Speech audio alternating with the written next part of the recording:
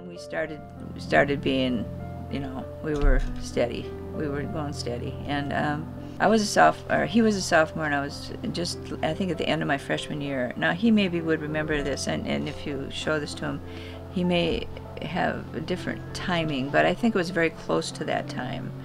And then, we dated all through high school. He was the quarterback. He was one of the heroes on the basketball team. I mean, and I was a cheerleader, and we were kind of the typical perfect sort of couple from high school. The cheerleader and the quarterback. Yeah, right, the cheerleader and the quarterback. So I mean, we were, very close. And if he even looked at somebody else, I was jealous.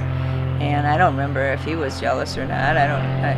Never dawned on me that because I wasn't interested in anybody else, and I don't think he really was either. And those kinds of things were important at that time. I mean, I was jealous as heck of everything he did, and I probably got to be a real pain in the butt. I don't know exactly, but I remember when we were in high school, often on Saturday, depending on the time of the year, but we used to go and do things together, and then we would come back, especially to his mother's house on Saturday, and she always baked bread. On Saturday, that was her day to bake bread, and we'd come back there and have fresh bread and, peanut butter, and she was such a wonderful cook, of course. There wasn't anybody better. And she welcomed me. I mean, they were so kind to me, Johnny and Cora. And I feel that my mom and dad were the same with Arnie. I mean, they really liked him. He was a nice young man, and he had his own car, and that's one of the reasons I didn't need a car, because he took me everywhere.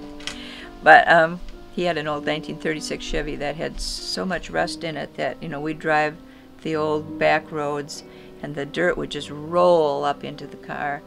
And I remember those times, because that was it wasn't a good experience, but just being with him, that was enough. I just could be with him, and he was my love of my life. And so that was wonderful. But, what we did for entertainment was we would go to some movies occasionally. We went to Eau Claire. Once in a while he'd get his dad's car, and we could go to Eau Claire and go to a movie and have something to eat, and then go out and park, neck, and then and mostly our time together after school and stuff was we'd go for a ride in the car, But, we had a couple friends that we did things with, but a lot of it was, athletics, football, basketball games, go out afterwards and have a bite to eat, and that kind of stuff, We didn't do a lot. We went to go to the corner cafe and have brownies and ice cream for 10 cents. And of course I was so in love. I mean, we were just so in love. It was just, I don't know. I don't know how people, I guess, don't think real young people can be so in love, but we really felt we were, and we were.